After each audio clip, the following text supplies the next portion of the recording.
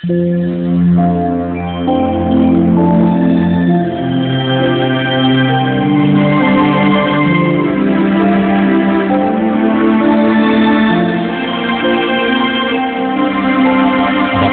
ang bumabasa at ang nangakikinig ng mga salita ng hula at tumutupad ng mga bagay na nasusulat doon, sapagkat ang panahoy malapit na.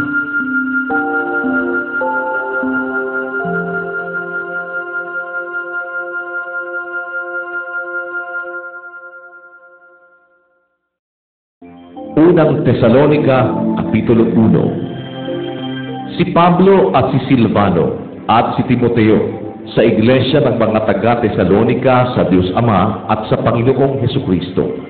Sumainyo nawa ang biyaya at kapayapaan. Nagpapasalamat kaming lagi sa Diyos dahil sa inyong lahat na aming binabanggit kayo sa aming mga panalangin, na aming inaalaalang walang patid sa harapan ng ating Diyos at Ama ang inyong gawa sa pananampalataya at pagpapagal, sa pag-ibig at pagtitiis, sa pag-asa sa ating Panginoong Hesukristo. Yamang aming nalalaman, mga kapatid, na minamahal ng Diyos ang pagkahirang sa inyo, kung paano ang aming ebanghelyo ay hindi dumating sa inyo sa salita lamang, kundi sa kapangyarihan din naman at sa Espiritu Santo at sa lubos na katiwasayan, na gaya ng inyong nalalaman kung anong pagkatao namin ang aming ipinakita sa inyo dahil sa inyo. At kayo'y nagsitulad sa amin at sa Panginoon nang inyong tanggapin ang salita sa malaking kapighatian na may katuwaan sa Espiritu Santo.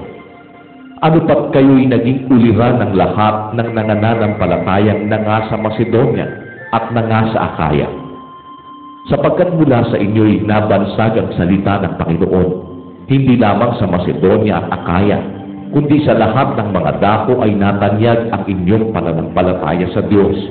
Ano pat kami ay wala ng kailangang magsabi pa ng anuman, sapagkat sila rin ang nagbalita tungkol sa amin kung paanong nangakapasok kami sa inyo at kung paanong nangagbalik kayo sa Diyos mula sa mga Diyos-Diyosan upang maglingkod sa Diyos na buhay at tunay, at upang hintayin ang kaniyang anak na mula sa langit, na kaniyang ibinaon sa mga patay, si Jesus nga na nagligtas sa atin mula sa galit na darating.